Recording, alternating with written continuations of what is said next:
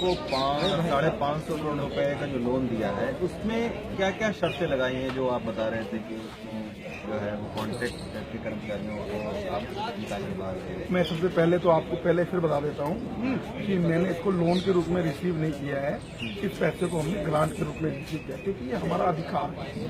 और ये पैसा जारी होने से पहले मैं यहाँ पे संशोधित कर देता हूँ, दिल्ली सरकार द्वारा दिल्ली नगर निगम के अकाउंट में आने से पहले हम लिखित तौर पर इस मेमोरेंडम को मनीष सिसोदिया जी को दे चुके हैं, इसलिए ये लोन नहीं है। दूसरी बात, शर्मनाक बात है कि जिस प्रकार से केजरीवाल सरकार ने दलित विरोधी नीतियां लागू करके एक स्पेशल कंडीशन के साथ इस पैसे को जारी किया है, जिसमें उन्होंने स्पष्ट लिखा है कि इस नगर निगम कोई भी 4th क्लास के स्पेशली कर्मचारियों को भर्ती नहीं कर सकती है। सफाई कर्मचारियों को, नाला बेलदार को, इस बात को जो उन्होंने स्पेशली कहा वो ये कहते हैं कि जनरल किसी भी कर्मचारी को भर्ती नहीं करना, ऑलरेडी कर्मचारी बहुत सारे हैं तो बात समझी जा सकती है। लेकिन जो उन्होंने स्पेशली 4th क्लास के कर्मचारियों को टारगेट किया, ये बड़ा नीतिगत गलत निर्णय है उनका।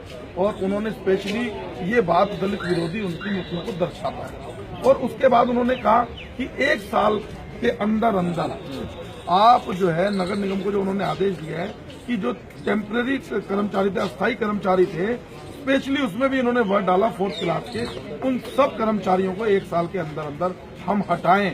ऐसा तुगलकी फरमान जो केजरीवाल सरकार ने जारी किया है वो बहुत नीतिगत है। तीसरी बात, उन्होंने अनधिकृत कॉलोनियों में जहां पर दिल्ली के गरीब लोग रहते हैं उनके ऊपर एक प्रॉपर्टी टैक्स वसूलने का आदेश दिया है दिल्ली नगर निगम को कि जल्द से जल्द उनके ऊपर प्रॉपर्टी टैक्स लगाया जाए और पैसा ले जाए। इसका मतलब उनको एक सीधा वो ये समझ रहे हैं कि दिल्ली की जनता जितनी मर्जी परेशान हो, लेकिन उनके आंकड़े सही रहने चाहिए। उनको 526 करोड़ रुपए, 550 करोड़ रुपए पब्लिसिटी नहीं सर, तो प्रॉपर्टी टैक्स तो आप लोगों को वसूलना ही चाहिए क्योंकि आपकी आमदनी लगातार घट रही है। मान लिया, लेकिन सबसे पहले वो कंपनी कॉलोनियां रेगुलाइज तो हो।